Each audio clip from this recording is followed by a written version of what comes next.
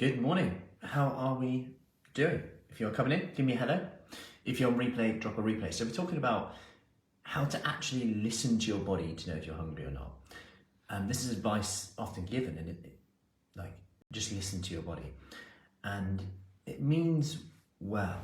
However, we live in an environment which is an obesogenic environment, which essentially it's easy to grab food. It's cheap to get processed foods on the go, on the run. We're surrounded by it.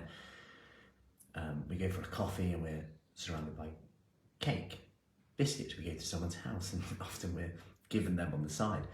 And this is where listening to your body becomes a bit wishy-washy, because these foods are designed to be they're designed to be delicious. Some people also have a gene, the FTO gene, which has been shown to essentially override hunger, or mean that they get hungry a lot more than other people who don't have that gene. And if you consider all those points, it's like, then you throw in the psychology of, certain foods which we have memories about, whether that's the arches, whether that's the purple chocolate wrapper that we all know about, whether we link that to memories of good times, and then actually when we feel a certain way, we then look at that food and think, yeah, you know what, I fancy that. And what are we actually fancying at that time?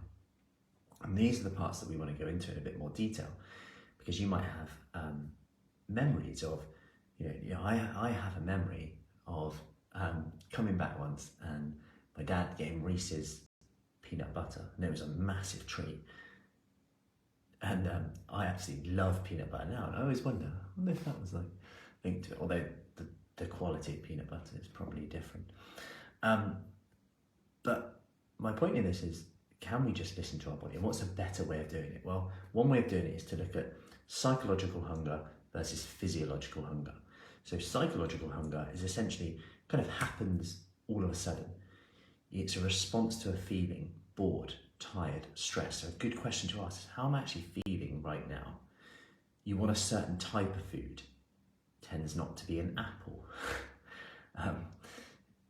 It's like a different type of food, sweet after salty or salty after sweet.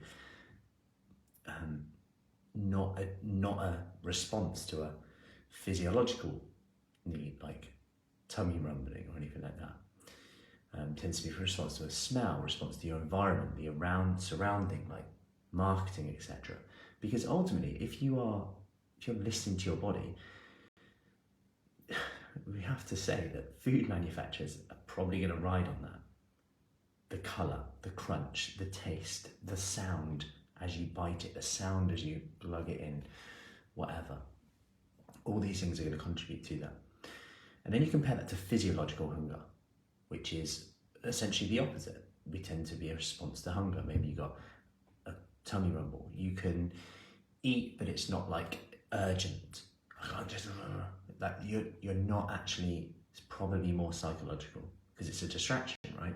When we're eating, we're not thinking about the stress. But as soon as we stop eating, the stress comes back, and we're now annoyed ourselves for eating.